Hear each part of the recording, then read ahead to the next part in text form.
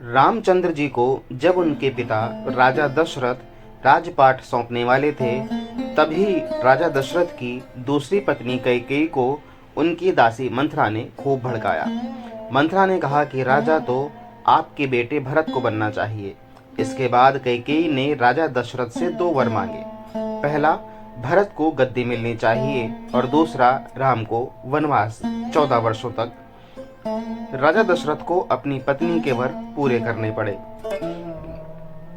जब श्री रामचंद्र जी वनवास के लिए अयोध्या के लिए से निकले, तब लक्ष्मण ने भी उनके साथ जाने की इच्छा जताई। लक्ष्मण के वन जाने की बात सुनकर उनकी पत्नी उर्मिला भी साथ में जाने की जिद करने लगती हैं। तब लक्ष्मण अपनी पत्नी उर्मिला को समझाते हैं कि वो अपने बड़े भाई और मां समान भाभी सीता की सेवा करने के लिए जा रहे हैं। अगर तुम वनवास में साथ चलोगी तो मैं ठीक तरह से सेवा नहीं कर पाऊंगा। लक्ष्मण के सेवा भाव को देखकर उर्मिला साथ जाने की जिद छोड़ देती है और महल में ही रुककर उनकी प्रतीक्षा करती है।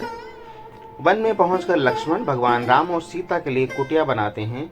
जब राम और सीता कुटिया में विश्राम करते थे, तब लक्ष्मण बाहर पहरेदारी करते थे। वनवास के पहले दिन जब लक्ष्मण पहरेदारी कर रहे थे, तब उनके सामने निद्रा देवी प्रकट हुई। लक्ष्मण ने निद्रा देवी से वरदान मांगा कि वो 14 साल तक निद्रा मुक्त रहना चाहते हैं।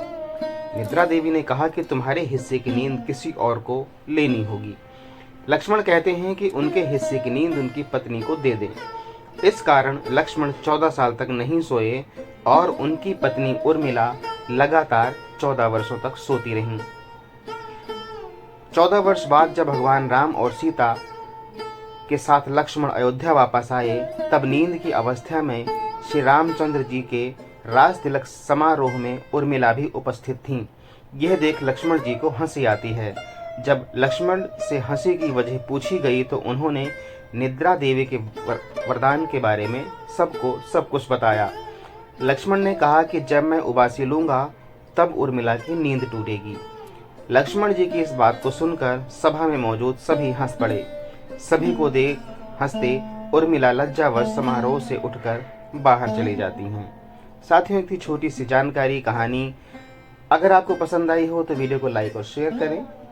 यदि आप चैनल पर नए हैं तो चैनल को सब्सक्राइब करके बेल आइकन दबाना मत भूलिएगा। मिलते हैं अगले वीडियो में, तब तक के लिए जय श्री राम।